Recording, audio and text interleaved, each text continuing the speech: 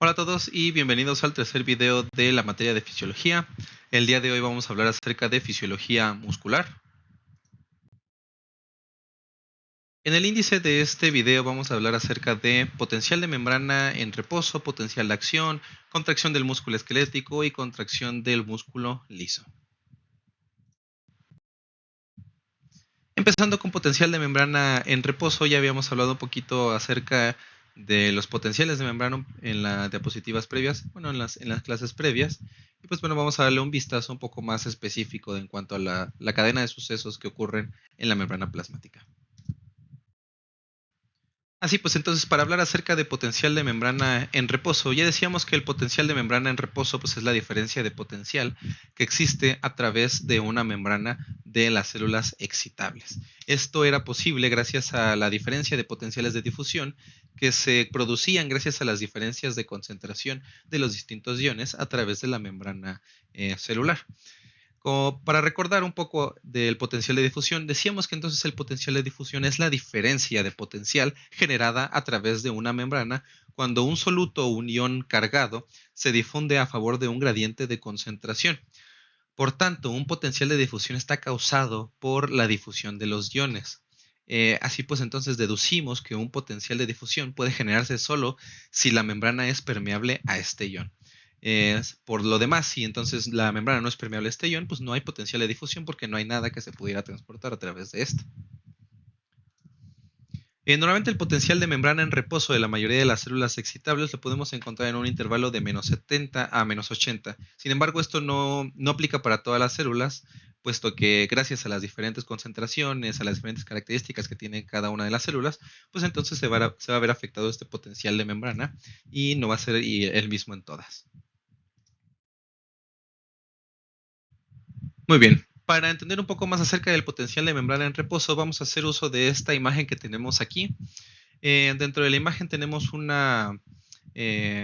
esquema de dos soluciones que están separadas por una membrana que es únicamente selectiva para el ion de sodio. La concentración de cloruro de sodio en la solución 1, pues como podemos ver con base a las letritas, pues bueno, es más grande con respecto a la solución que podemos encontrar del lado derecho. Por lo tanto, ya decíamos entonces que los potenciales de difusión iban de una parte de mayor concentración a otra de menor concentración. Sin embargo, gracias a que solamente la membrana es permeable a los iones de sodio, pues bueno, no va a ser permeable a los iones de cloruro. Entonces esta concentración no va a estar cambiando constantemente.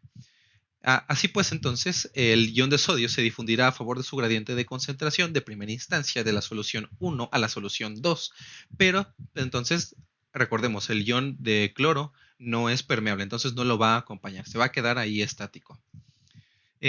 Ahora bien, entonces, gracias a este cambio de concentraciones dentro de la solución 1 a la solución 2, vamos a irnos a la siguiente imagen, vamos a borrar esto de aquí. Gracias a esta diferencia y a esta permeabilidad de la membrana, entonces vamos a tener el cambio de algunas partes o de alguna cierta cantidad o concentración de sodio de la solución 1 a la solución 2. Ahora bien, la positividad en la solución 2 que se acaba de crear, entonces se opone a la difusión de más sodio que está dentro de la solución 1. Y es lo bastante grande, incluso como para impedir la difusión neta adicional de más sodio.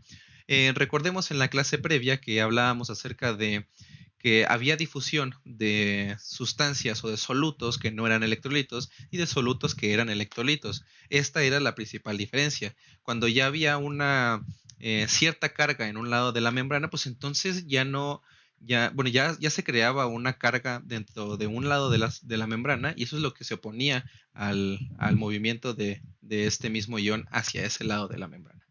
Entonces, la diferencia de potencial que equilibra exactamente la tendencia de difusión del sodio a favor de su gradiente de concentración es el potencial de equilibrio electroquímico del sodio.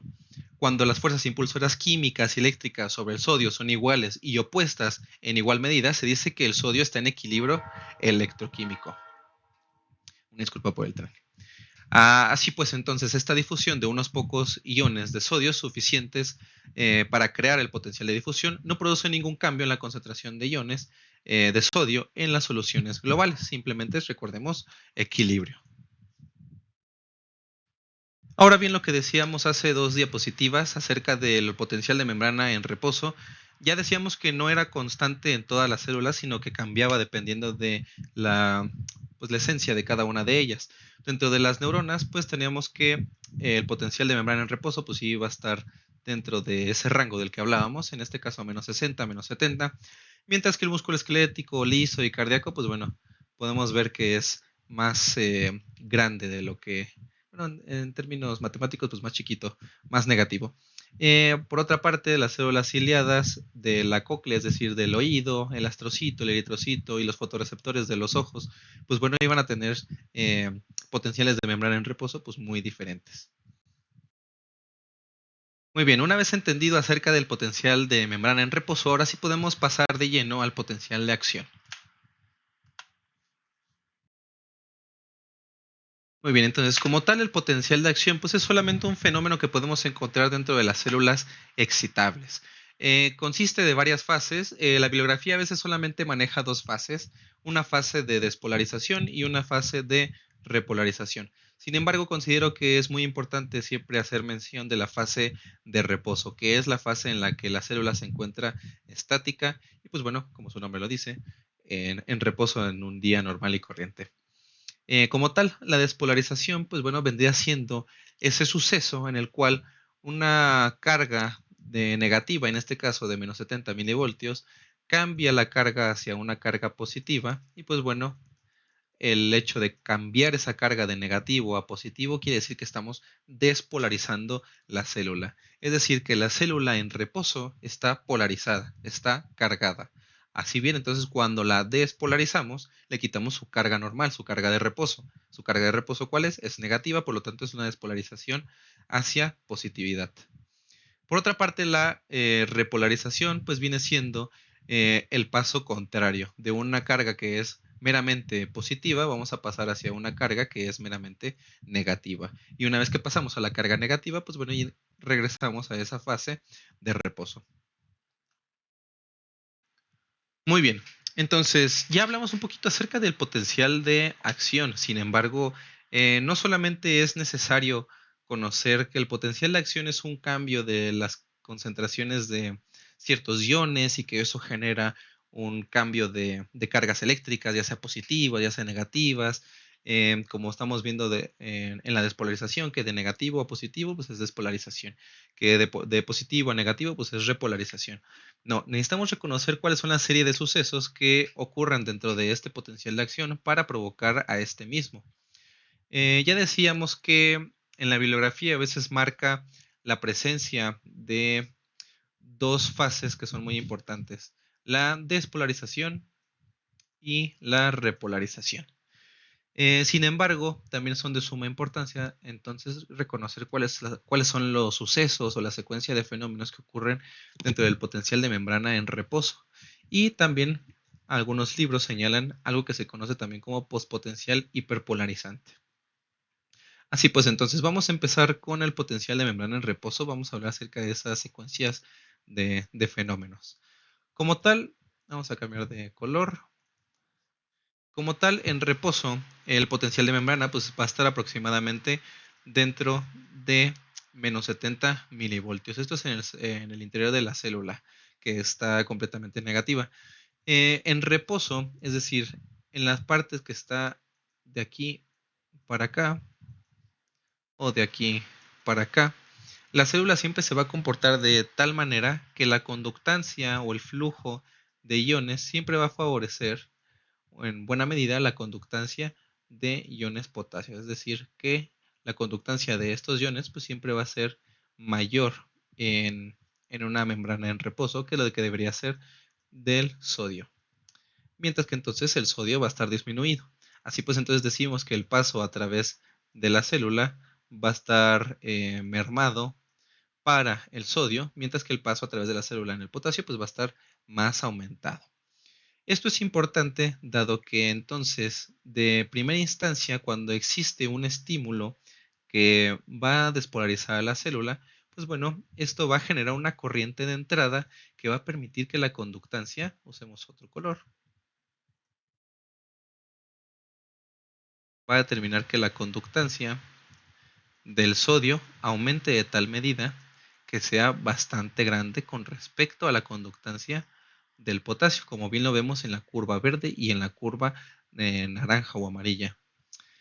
Antes de seguir aquí, tenemos que entender también que gracias a esta conductancia se van a dar una serie de cambios dentro de los canales o de las compuertas que llega a tener el transportador de sodio. Vamos a pasarnos con otro color. No soy el mejor dibujante, pero bueno, se hace lo que se puede. Entonces, antes de hablar acerca de despolarización, punto número 2, entendamos que el canal de sodio va a tener dos puertas. Algo que se conoce como puerta de activación y otra que se conoce como puerta de inactivación. Se los pongo en línea punteada porque esto de aquí va a cambiar y pues quiero que entiendan cómo es que cambia posteriormente.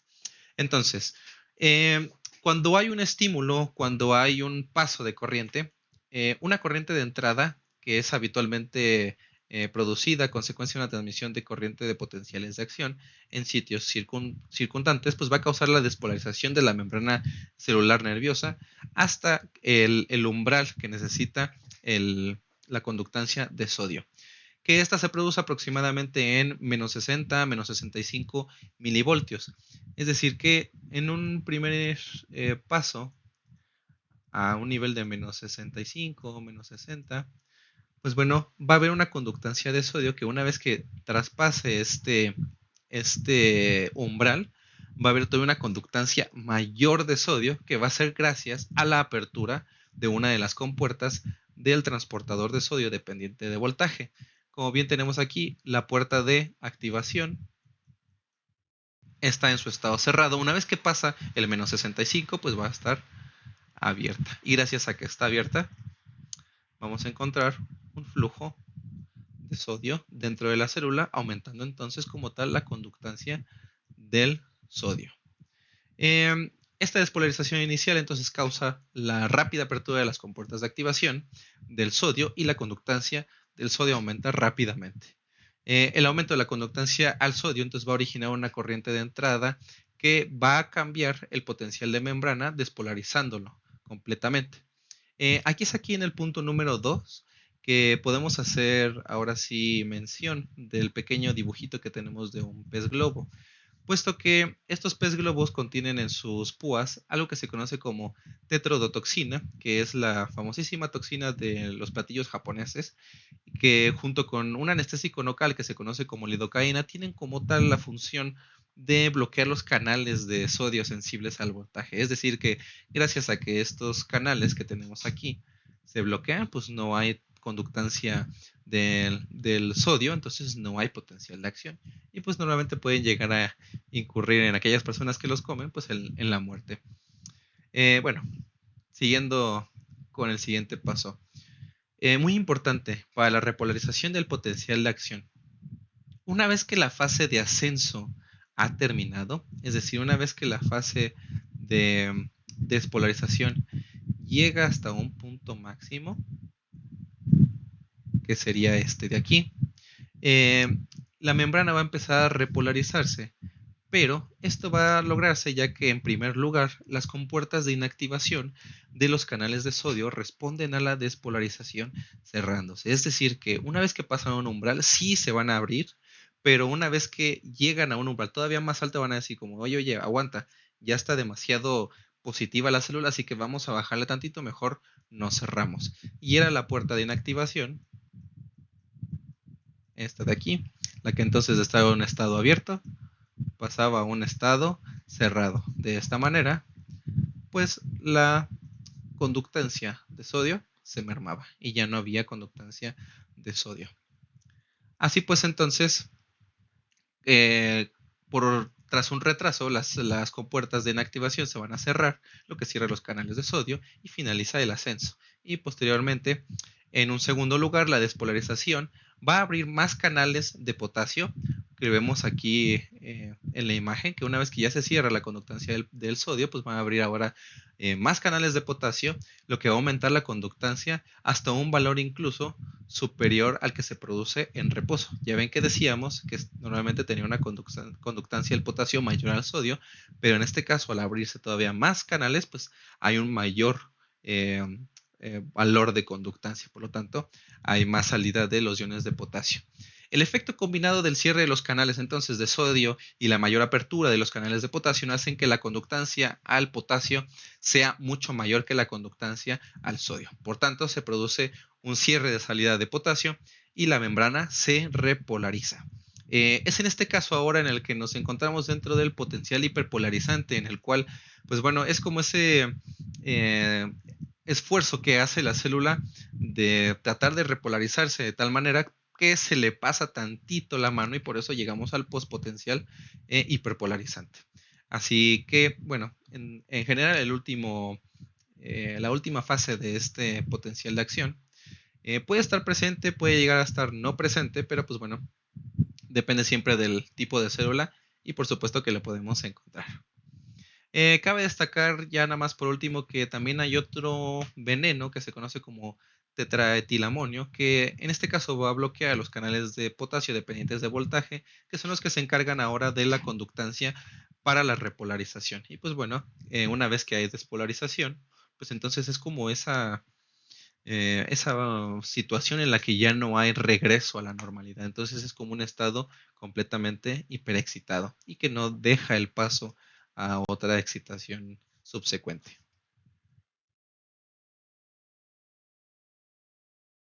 Ahora bien, entonces hablando acerca de potenciales de acción, tenemos que hablar acerca de los periodos refractarios que podemos encontrar dentro de la membrana celular.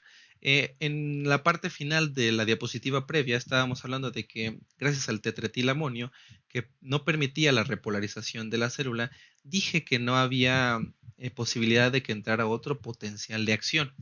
Esto es debido a que encontramos estos periodos refractarios dentro del potencial de acción de la membrana, en el cual no permite que se genere otro a menos de que la membrana entre ya en reposo. Vamos a hablar un poquito acerca de estos.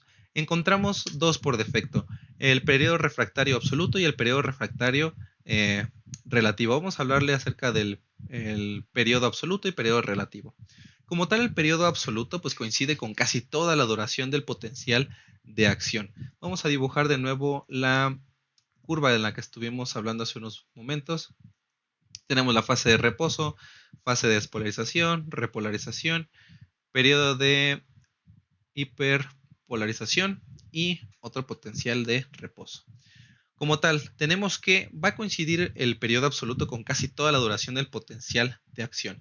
La base del periodo absoluto es en este caso el cierre de las compuertas de inactivación del canal de sodio, de las que estuvimos hablando hace unos minutos. Que estaba así, el canal de sodio tenía su puerta de activación. En este caso pues ya está abierta, está pasando el sodio. Pero una vez que llegamos ya hasta una parte demasiado positiva, pues bueno, esta se cerraba y con ello pues se cerraba el paso de los iones de sodio. Entonces, gracias a este cierre de estas puertas de inactivación, no va a haber apertura de estas puertas de inactivación a menos de que entre otra vez en la fase de reposo. Vamos a borrar esto, es decir, que una vez que vuelva a estar dentro de los parámetros que está una célula en reposo, vamos a tener a la compuerta de activación cerrada y a la compuerta de inactivación abierta, que es el estado inicial. Disculpen por los garabatos. Pero pues bueno, entonces esta compuerta se mantiene cerrada hasta que la célula se repolariza y alcanza el potencial de reposo. Por otra parte, entonces, el potencial relativo se inicia al final del periodo refractario absoluto, que es el PRA, es decir, del periodo absoluto, y coincide con el periodo postpotencial hiperpolarizante. Es decir, que, vamos a usar otro color, que en toda la extensión, ponerlo como así, del potencial de acción, pues bueno, ahí vamos a tener al periodo refractario absoluto, PRA. Mientras que una vez que tenemos o que entramos al periodo de postpotencial hiperpolarizante. Tenemos un postpotencial hiperpolarizante. Teníamos ese periodo refractario relativo, que vendría siendo este de aquí. En el periodo refractario absoluto no entra ningún estímulo nuevo. Aquí no puede entrar. Y en el otro sí puede llegar a producirse un nuevo potencial de acción. Ahora bien, hablemos acerca de la propagación de los potenciales de acción. Ya hablamos acerca de que los potenciales de acción sí son muy bonitos y todo, pero no solamente se quedan dentro de una parte de la membrana celular, tienen que viajar a lo largo de toda la membrana celular para producir una acción y que de esta manera pues entonces tengamos una secuencia de eventos o tengamos un producto o algo que haga en el cuerpo y pues tengamos ese como producto final. La propagación de los potenciales de acción entonces se va a transmitir a través de la fibra nerviosa o muscular y se produce por la transmisión de corrientes locales, es decir, que durante toda la extensión de la membrana pues van a haber cambios de estas corrientes de electrolitos. En reposo, toda la acción nerviosa está en el potencial de membrana en reposo con el interior negativo, pero los potenciales de acción se inician en el segmento inicial del axón y posteriormente se van a ir transmitiendo. En la siguiente diapositiva vamos a tener un ejemplo. Entonces, para ejemplificar lo que estuvimos hablando en la diapositiva anterior, tenemos la siguiente imagen. En esta imagen podemos encontrar distintas figuras, la figura A, B y C, que van a ejemplificar un poco acerca de la transmisión del potencial de acción dentro de la membrana plasmática. En la figura A, el segmento inicial de la neurona está despolarizada hasta un umbral que va a permitir un potencial de acción. Entonces, a consecuencia de una corriente de entrada de sodio en el pico del potencial de acción, pues la polaridad del potencial de membrana se invierte y el interior de la célula se vuelve positivo. Entonces, por lo tanto, la región adyacente del axón sigue estando inactiva con el interior celular negativo, como lo vemos entonces en esta imagen. Aquí se lleva a cabo la región activa, pero la región adyacente, que es la que todavía no muestra potencial de acción, pues va a tener esa parte negativa adentro. Así pues entonces, recuerden, tenemos a la membrana plasmática. En el potencial de acción tenemos que, bueno, más bien, iniciemos con el potencial en reposo. Vamos a tener que la membrana adentro siempre es negativa, mientras que en el potencial de acción, pues obviamente esto se va a cambiar. Adentro se va a volver positivo y acá se va a volver negativo, como los vemos en las gráficas de las que estuvimos hablando en las diapositivas previas. Y siempre estamos midiendo la parte interna de la célula. Lo que nos importa es dentro de ella, no como tal por fuera. Así pues entonces en la figura B muestra esa transmisión de la corriente local desde la región activa despolarizada, esta de aquí, hacia la región inactiva adyacente. En el sitio activo, pues bueno, las cargas positivas dentro de la célula fluyen hacia las cargas negativas. Este flujo de corriente produce entonces la despolarización hasta el umbral, pero ahora de la región adyacente, como lo veíamos también entonces en la figura A. Así pues entonces nos cambiamos a la figura C, donde la región adyacente, ahora que estaba previamente polarizada o que estaba en reposo, pues bueno, ya va a estar despolarizada. Y la polaridad de su potencial de membrana se va a invertir y en el interior celular se vuelve positivo y por fuera se va a volver negativo. Y así se transmite la propagación, o más bien así se realiza la propagación continua de los potenciales de acción. Así pues, una vez que ya entendimos qué es el potencial de acción, cómo se inicia, qué es lo que sucede, la secuencia de fenómenos de la membrana y cómo es que se propaga a través de la membrana plasmática, hay que reconocer entonces cuál es la finalidad o cuál es el siguiente paso de este potencial de acción. Para entender cuál es el producto del potencial de acción, vamos a hablar acerca de transmisión sináptica y neuromuscular. Como tal, la sinapsis es el lugar donde la información se transmite de una célula a otra. También quiere decir que es el lugar donde se une una célula con otra célula y pues sí, a final de cuentas, gracias al potencial de acción, pues se va a transmitir la información que viene de una célula hacia otra célula. Encontramos dos tipos de transmisiones, una transmisión eléctrica y otra transmisión por neurotransmisor o también conocida como química. Entonces, ya decíamos en la diapositiva previa que había dos tipos de sinapsis, un tipo de sinapsis eléctrica y otro tipo de sinapsis que era química. Como tal, la sinapsis eléctrica es aquella que permite un flujo de corriente de una célula a la siguiente a través de vías de baja resistencia. Estas vías de baja resistencia se les conocen como uniones comunicantes o por sus siglas, bueno, más bien por su nombre en inglés como gap junctions. Como lo vemos también en la imagen de abajito, pues bueno, la sinapsis eléctrica, si se dan cuenta, solamente es una unión que de hecho es estrecha entre una membrana presináptica, como tenemos aquí en la imagen, es decir, la membrana de la que viene el potencial de acción, y una terminal o membrana postsináptica, es decir, hacia donde va el potencial de acción. Y como tal, los canales de las uniones comunicantes pues son aquellos que permiten ese paso del flujo de corriente de los iones, de tal manera que así el potencial de acción se vaya transmitiendo por toda la extensión de la membrana y de una membrana a otra. Por otra parte, la sinapsis química, pues existe un espacio entre la membrana presináptica y un espacio entre la membrana posináptica, bueno, un mismo espacio, perdón. Como tal, este espacio se le conoce como hendidura sináptica. La información en este caso va a ser transmitida gracias a algo que se conoce como neurotransmisor. Es decir, que en todo caso, la cadena de eventos del potencial de acción no va a permitir que pase directamente hacia acá. No, en todo caso va a continuar por toda la extensión de la membrana presináptica y lo que va a provocar es que vesículas sinápticas que contienen neurotransmisores pasen o se liberen por medio de exocitosis y que estos lleguen a la membrana posináptica. Por otra parte, ya hablamos acerca de los tipos de sinapsis, pero toca hablar acerca de la unión neuromuscular.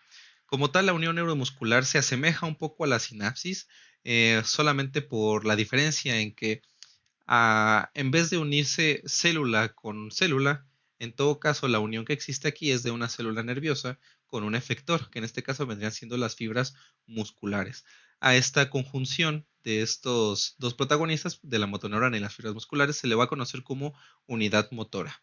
Y es gracias a que esta unidad motora transmite la información hacia las fibras musculares, pues que bueno, vamos a encontrar la contracción del músculo, de lo que hablaremos en las siguientes diapositivas.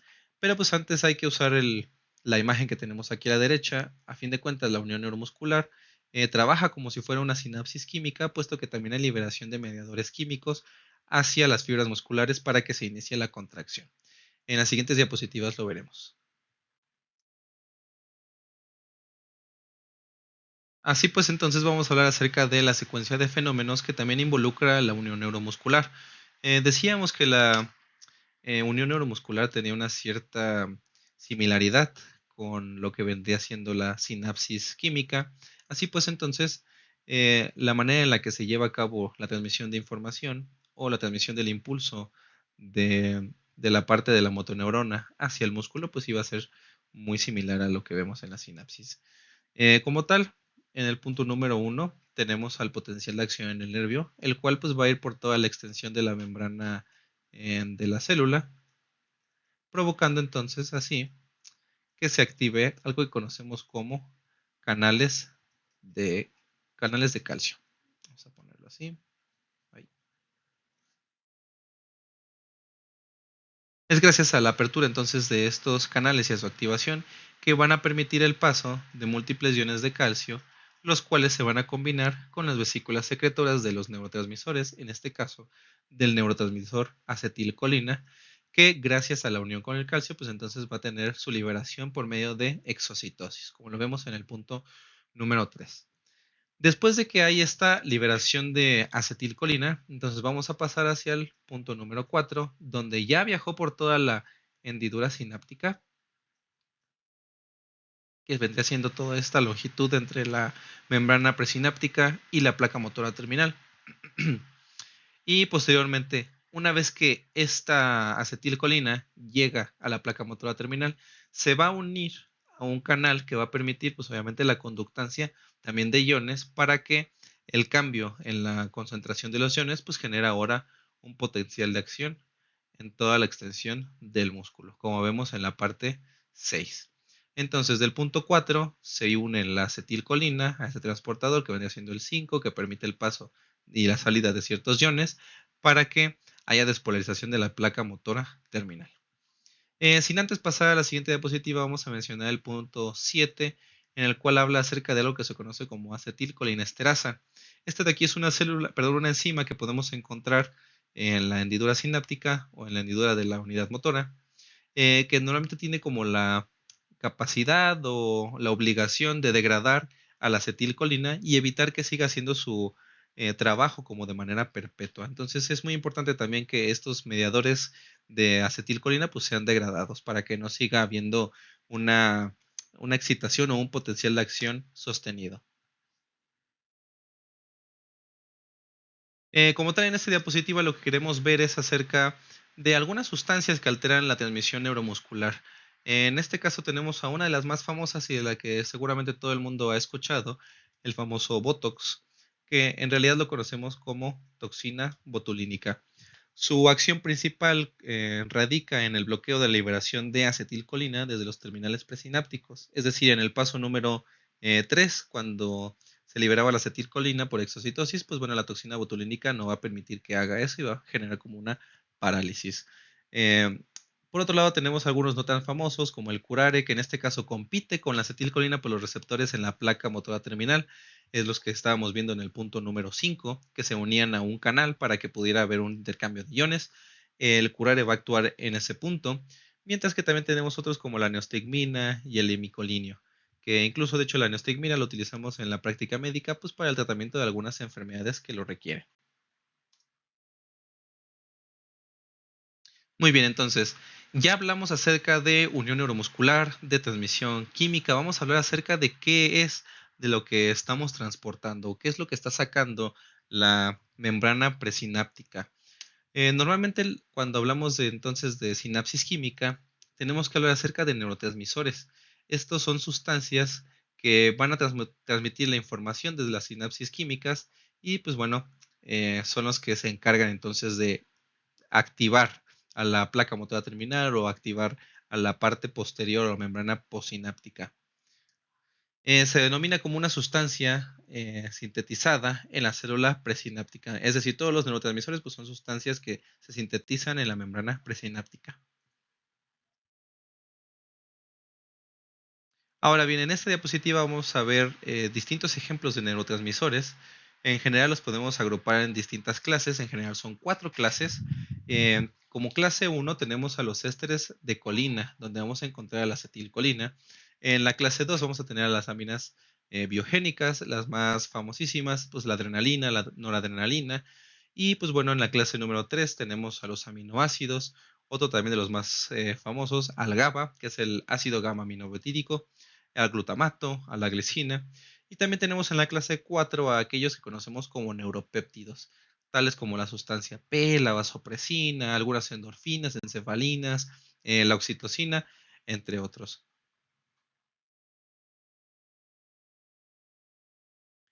Muy bien, entonces hablemos acerca de contracción del músculo esquelético. Ya conocimos cuáles son como todos los personajes, todos los protagonistas, todos los eventos que pueden estar involucrados, así que ya podemos entender un poquito más la contracción del músculo esquelético. Como tal, la contracción del músculo esquelético o músculo estriado, pues es una contracción que se encuentra bajo control voluntario o bajo un reflejo. Cada célula del músculo esquelético está inervada por una rama de una motoneurona. Es lo que hablábamos de la unión neuromuscular. Los fenómenos que se producen entre el potencial de acción y la contracción se conocen en conjunto como acoplamiento, excitación, contracción. Es decir, a ese conjunto de fenómenos del potencial de acción y los cambios que encontramos en el músculo se conoce como acoplamiento, excitación, contracción. Y posteriormente, además del músculo esquelético, vamos a verlo en el músculo liso y en algunas clases posteriores en el músculo cardíaco. Muy bien. Antes de hablar acerca del acoplamiento de excitación-contracción, hablemos un poquito acerca de la anatomía microscópica del músculo. El músculo va a estar formado por distintos filamentos. Estos filamentos musculares, pues bueno, cada fibra muscular se comporta como una unidad. Es una unidad multinucleada y va a contener miofibrillas. Las miofibrillas están rodeadas de algo que se conoce como retículo sarcoplásmico, o RS en el acrónimo, y que van a estar invaginadas por túbulos transversos. Cada miofibrilla contiene entonces filamentos interdigitantes, es decir, que están como interdigitados o que están muy unidos, que van a ser gruesos y finos en los sarcómeros. Los sarcómeros se conocen entonces como la unidad contráctil básica. En la siguiente diapositiva vamos a hablar acerca de ellos. Muy bien. Con respecto a los filamentos gruesos, a los filamentos delgados, tenemos que los filamentos gruesos están formados por una proteína conocida como miosina. Están compuestas de 6 cadenas polipeptídicas, un par de cadenas pesadas y 2 pares de cadenas ligeras. Las 4 cadenas ligeras y el extremo N-terminal de esta proteína de cadena pesada forman 2 cabezas globulares. Esas cabezas globulares son las que posteriormente vamos a ver, que son las que se unen al sitio activo de los filamentos delgados para la formación del complejo de contracción. Como tal, los filamentos delgados tenemos a la actina. La actina es una proteína globular denominada actina G, que cuando se unen 2 cadenas de actina G se polimerizan y crean algo que se conoce como actina F. Es decir, varios bloques de actina G forman un bloque grande de actina F. También vamos a encontrar la tropomiosina, la troponina, las cuales, pues bueno, la tropomiosina es una proteína filamentosa. Como tal, la función que tiene la tropomiosina es de bloquear el sitio de unión de la miosina en las moléculas de actina. Es decir, impide que se una constantemente la miosina con la actina para que no esté generando como esa contracción sostenida. Por otra parte, la troponina pues, es un complejo de 3 proteínas, troponina T, troponina I, troponina C, que en general van a ayudar a la tropomiosina a que se mantengan como esos sitios de unión inactivos y pues para que permita el funcionamiento correcto del sarcómero. Muy bien, en esta imagen vamos a hablar entonces acerca de lo que ya hemos estado hablando de la anatomía microscópica del músculo. Como tal tenemos entonces a los filamentos gruesos que estaban formadas por las cadenas pesadas y las cadenas ligeras, las cuales pues iban a estar formando también las cabezas de la miosina, y son estas cabezas las cuales son las que hacen como toda la fuerza y se unen a ciertos sitios de unión que estaban tapados por la tropomiosina en los filamentos finos. Ya tenemos aquí entonces a la actina, que estaba formada por actina G, que serían como estas unidades pequeñas, y una vez que se polimerizan, pues bueno, teníamos a la famosa actina F. Muy bien. La tropomiosina decíamos que es esa proteína filamentosa que entonces tapaba los sitios activos o los sitios de unión y pues gracias a la troponina pues ayudaba como de ella para pues, sí, como ayudarse entre ambas para mantener ese sitio de unión inactivo. Ahí la vemos con sus 3 partes, la troponina I, la C y la T. Hablemos entonces acerca del sarcómero. El sarcómero, como les decía, es la unidad contráctil básica y está delimitada por los discos Z. La imagen es un poquito pequeña, pero pues bueno, se alcanza apenas a ver. Normalmente los discos Z son los que delimitan un sarcómero de otro. Cada sarcómero entonces tiene una banda A completa en el centro y la mitad de 2 bandas I a cada lado de las bandas A. Si se dan cuenta, tiene esa como composición en la que decía de bandas, es decir, que se cuenta así como con zonas más oscuras, con zonas más claras, oscuras y claras, que le daba ese aspecto de banda. Vamos a borrarlo aquí. Así pues entonces, decíamos que teníamos que el sarcómero era esa estructura que abarcaba un disco Z de otro disco Z, que es el que estaría aquí. Y en cada una de ellas tenemos una banda A y 2 bandas I. Aquí se encuentra una pequeña, aquí se encuentra una pequeña. En la siguiente imagen se ve un poquito mejor.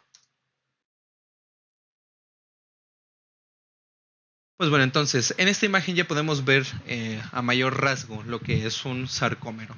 Teníamos que estaba delimitado el sarcómero por los discos Z que encontramos en cada uno de los extremos.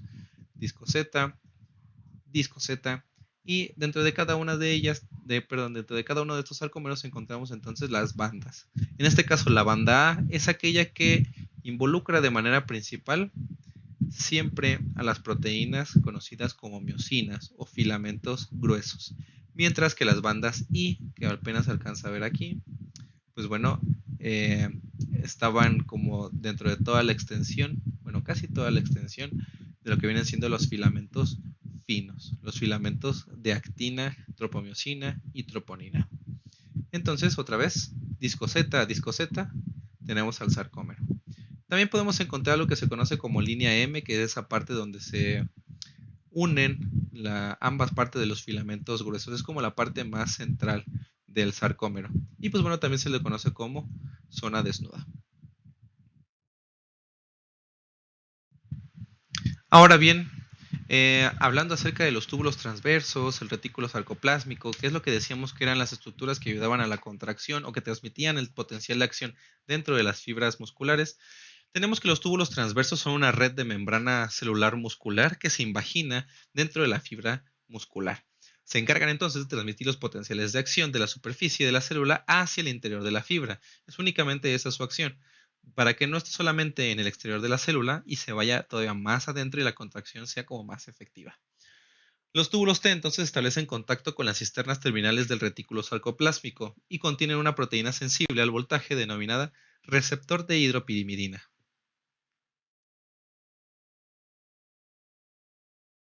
Ahora, hablando del retículo sarcoplásmico, entonces quedamos que estaba como en el extremo, estaba unido en su extremo con los túbulos transversos, o también conocidos como túbulos T. Es una estructura tubular interna, el retículo sarcoplásmico, es principalmente de almacenamiento y liberación de calcio para el acoplamiento de la excitación y contracción. Ahorita vamos a ver por qué es tan importante. El retículo sarcoplásmico contiene un canal de liberación de calcio llamado receptor de rianodina. Es de importancia variable dependiendo de cómo lo expliquemos.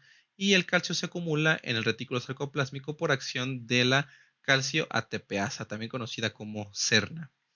Pues bueno, es este transportador de calcio ATPasa que bombea calcio de líquido intracelular de la fibra muscular al interior del retículo sarcoplásmico. Dentro del retículo sarcoplásmico, el calcio se une a algo que se llama calsecuestrina.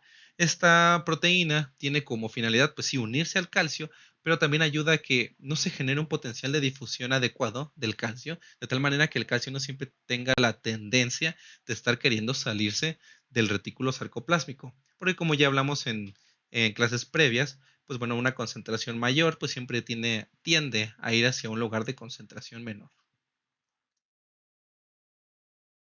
Muy bien, entonces vamos a seguir hablando acerca del acoplamiento de excitación-contracción del músculo esquelético. En la parte izquierda tenemos una gráfica donde muestra otra vez el potencial de acción y la conductancia de los diferentes iones. Bueno, en este caso nada más de calcio. A su vez también encontramos una línea que nos habla acerca de la tensión que podemos encontrar dentro del músculo y pues que va con respecto a una línea de tiempo según el potencial de acción y la conductancia. Muy bien, entonces vámonos con la parte derecha en la cual encontramos ese resumen de cómo es el acoplamiento de excitación-contracción. En el punto número 1 tenemos que los potenciales de acción en la membrana muscular, pues bueno, son estos que se van a propagar a través de los túbulos T por transmisión de corrientes locales. Por tanto, los túbulos T están dispuestos en forma continua con la membrana sarcolémica y pues van a transmitir esta despolarización desde la superficie al interior de la fibra muscular. En el punto 2A, pues hay despolarización de los túbulos B, lo cual esto va a generar un cambio conformacional fundamental. Y en el punto 2B, pues bueno, este cambio conformacional de los receptores de hidropirimidina van a ayudar a que pasemos al siguiente punto, que va a hacer que se abran los canales de liberación de calcio del retículo sarcoplásmico, gracias a los receptores de rianodina. Como punto final de estos dos puntos, bueno, de estos puntos con el número 2, pues bueno, vamos a tener que en el punto 3 va a haber aumento de la concentración intracelular de calcio. Entonces, cuando estos canales de calcio se abren y aumenta la concentración de calcio, pues obviamente se va a liberar desde el depósito del retículo sarcoplásmico hacia el líquido intracelular. Es decir, vamos a ponerlo aquí. Gracias a la activación de estos canales en el retículo sarcoplásmico, va a haber esta liberación de calcio, que acuérdense que estaba unido a calmodulina, se va a desunir y pues va a ir hacia el líquido intracelular. Todo este esquema pequeño que estoy haciendo aquí, pues es dentro de la célula. Como tal, entonces, ya en el punto número 4, pues tenemos que este calcio se va a unir a la troponina C. Esto va a ocurrir en los filamentos finos, entonces causando un cambio conformacional en el complejo de troponina. La troponina C puede unir hasta 4 iones de calcio por molécula de proteína, debido a que esta unión es cooperativa, pues bueno, cada molécula de calcio unido aumenta la afinidad de la troponina C por el siguiente ion de calcio. Por tanto, incluso que sea pequeño el aumento en la concentración de calcio, pues aumenta la probabilidad de que todos los sitios de unión estén ocupados para producir ese cambio conformacional necesario en el complejo de troponina. Después pasamos al punto número 5 que tenemos aquí, donde la tropomiosina se mueve y pues permite la interacción de la actina con la miosina. Entonces hay un cambio conformacional también dentro de esta tropomiosina, donde los sitios de unión de la misma miosina, pues de la misma actina, perdón, se van a unir a la miosina. Ahora sí, entonces pasamos al ciclo de puentes cruzados y generación de la tracción.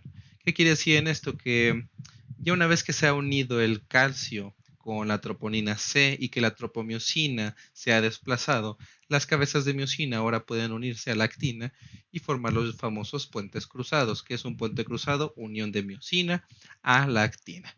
Su formación se asocia principalmente a la hidrólisis de ATP y esto pues obviamente genera fuerza, genera tracción. Como tal, ya para finalizar, pues bueno, en el punto 7 pues va a haber reacumulación de calcio gracias al transportador de calcio ATPasa, que es el que les decía que se conoce como cerca o cerna según otras bibliografías. Y pues bueno, esto vendría siendo en gran medida lo que se conoce como acoplamiento, excitación, contracción en el músculo esquelético. Muy bien, ahora hablemos acerca de cómo es que se ve la contracción a nivel de los filamentos de miosina y los filamentos de actina. Ya hablábamos en el sistema de acoplamiento de excitación-contracción, pues que bueno, que la miosina tenía esa capacidad de unirse a los sitios de unión de la actina. Sin embargo, ¿cómo es que se ve esto? ¿Cómo es que se realiza? Bueno, para eso tenemos este diagrama que podemos ver en pantalla. Vamos a situarnos de primera instancia en el punto con la letra A. Vamos a tomar el crayón de nuevo. Y pues bueno, estamos en esta parte de aquí arriba, en el cual estamos en un estado acoplado, es decir, que la cabeza de miosina está en unión junto con el filamento de actina. Y pues bueno, es en este punto donde los acontecimientos dice que está en un estado acoplado y pues también hay liberación de lo que viene siendo el ADP. Vamos a quedarnos así. Ahorita parece ser como que no se entiende de la mejor manera, pero vamos a pasar al punto B para que veamos que tiene un sentido este diagrama. En el punto B vamos a encontrar que ahora va a ser la liberación de la cabeza de miosina. En este caso, el ATP nuevo se va a unir a la hendidura en la cabeza de miosina, lo que va a causar un cambio conformacional en la miosina y esto va a disminuir la afinidad que tiene la miosina por la actina. Entonces va a ser una liberación de miosina y vamos a estar en un estado liberado, por así decirlo. Así que entonces, la cabeza de miosina obviamente sí necesita energía, sí necesita ATP para unirse a la molécula de actina. Sin embargo, no puede unirse completamente o no se puede unir más bien la cabeza de miosina a la actina a menos que el ATP no esté hidrolizado, que es lo que vemos en el punto C. En este caso, los acontecimientos se dice que se cierra la hendidura alrededor del ATP, es decir, que es como la cabecita donde se va a unir el ATP aquí y pues bueno, también va a tener como una cerradura. Esto va a producir entonces un cambio conformacional. La cabeza de miosina se va a desplazar, como lo vemos de la parte que está punteada, es decir, ahora va a tener como un arco de movilidad mayor, si pudiéramos decirlo a lo mejor en 90 grados, a lo como estaba hace unos momentos, ¿no? Que estaba como en un ángulo un poquito más pequeño. Y pues bueno, va a haber, gracias a este cambio conformacional, hidrólisis del ATP. Ahora sí vamos a encontrar ADP y fosfato inorgánico unidos a la hendidura de la miosina. Esto de aquí pues es un estado preparado. ¿Por qué? Porque entonces ya revertimos la parte en la que la miosina estaba como contraída y la pusimos en su estado normal. ¿Sale? Lo que decíamos de los ángulos. Ahora bien, entonces, en el punto D, dentro de los acontecimientos tenemos que la cabeza de miosina se une a un nuevo sitio en la actina. Y pues esto provoca el golpe de potencia o fuerza. Entonces, gracias a que ahora tenemos el ADP, pues bueno, entonces va a estar unida al sitio de unión, valga la redundancia, en la actina. Y posteriormente de este ángulo de aquí, vamos a pasar al ángulo de la contracción. Ajá, entonces vamos a ver que del filamento de actina va a tener este desplazamiento gracias a el ATP y pues al movimiento de la miosina. Entonces ahora sí ya se entiende un poquito más el estado del punto A, el cual pasamos al punto B y así sucesivamente hasta llegar de nuevo al evento en el que se regresa y se vuelve a acoplar la cabeza de miosina. Y pues bueno, ya casi para finalizar, hablemos de la contracción del músculo liso. En este caso, pues bueno, vamos a ver que la diferencia entre la contracción del músculo liso con respecto al esquelético, pues sí varía de cierta manera, pero pues siguen un mismo principio. Sí, pues vamos a empezar con un poquito de anatomía, por así decirlo, de las fibras musculares lisas. Este músculo liso se distingue del músculo esquelético cardíaco, puesto que carece de estriaciones. Podemos encontrar que no hay disposiciones sarcómeros como lo encontramos en el músculo esquelético, mientras que entonces aquí podemos encontrar dos tipos de músculo liso, el músculo liso unitario y el multiunitario.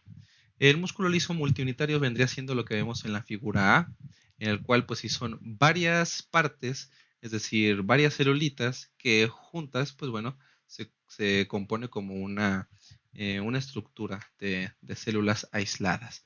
Pero en caso del músculo liso unitario, que es el que vemos del lado derecho en la figura B, más o menos alcanza a ver, pues se dan cuenta, a pesar de que son todas las células como similares al liso multiunitario, en realidad es porque también son células aisladas, pero en este caso trabajan como en coordinación más estrecha, por así decirlo. Entonces el músculo liso unitario, pues sí, son varias células, pero trabajan de manera unitaria.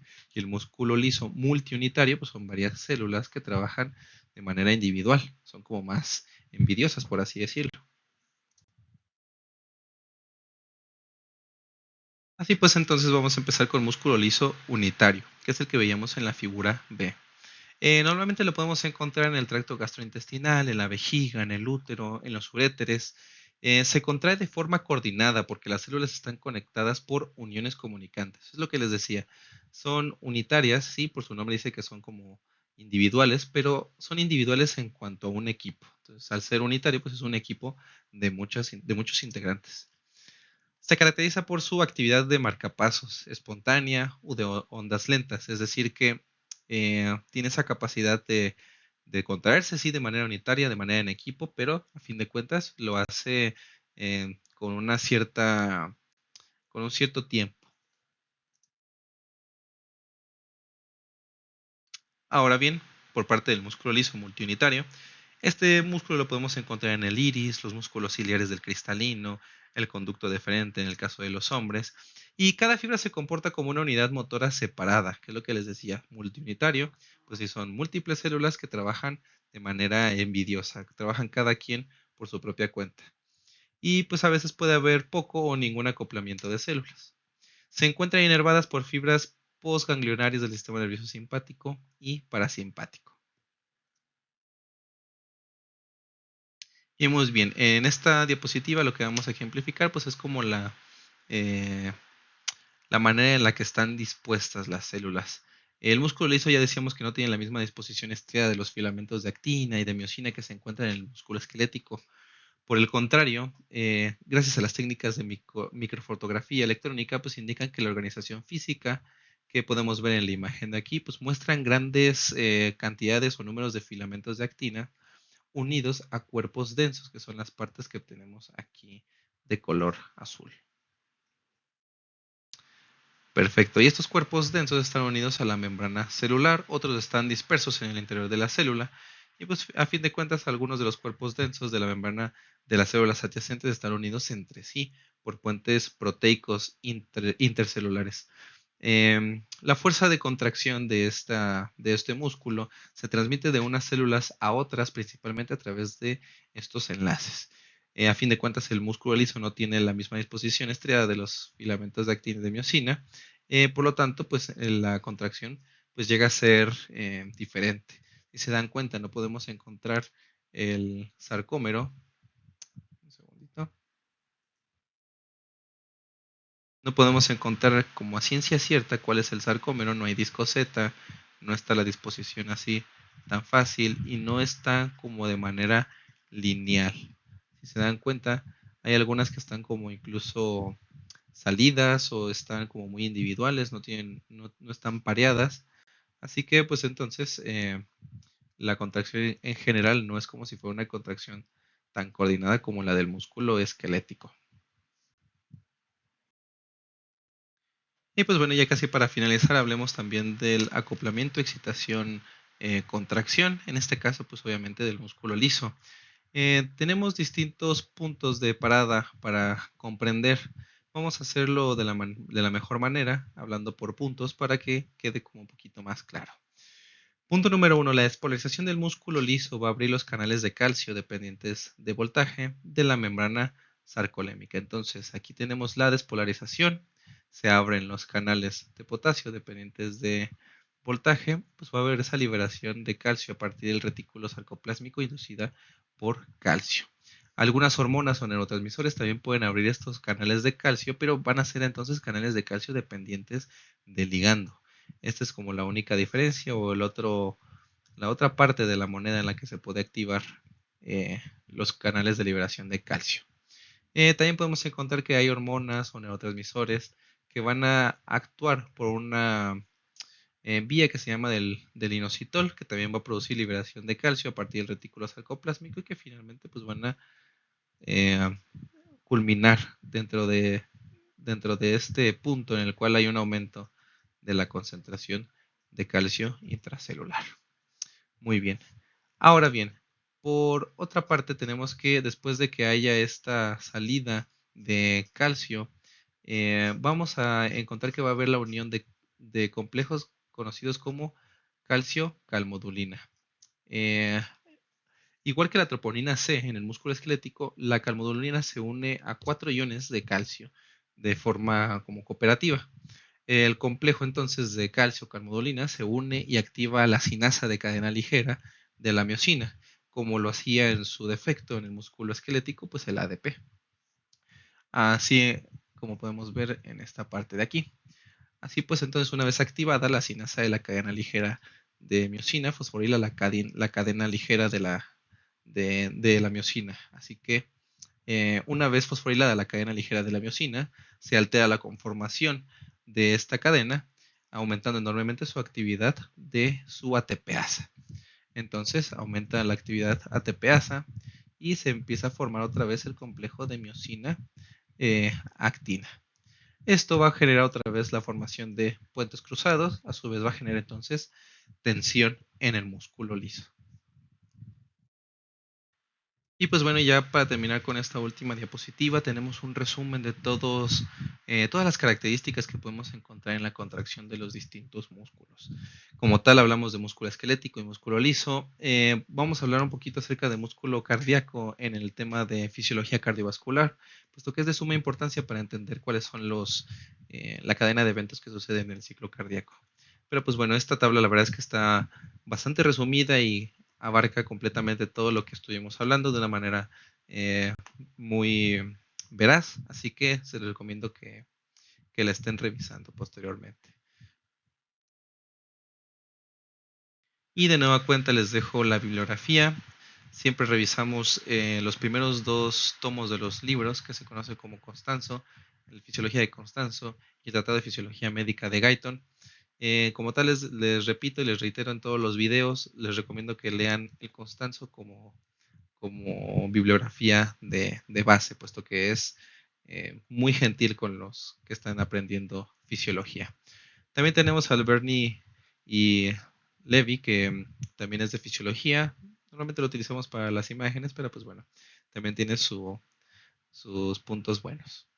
Eso sería todo por el video de hoy. Espero que cualquiera de sus dudas la puedan plasmar en el portal que tenemos para que podamos tener esa retroalimentación.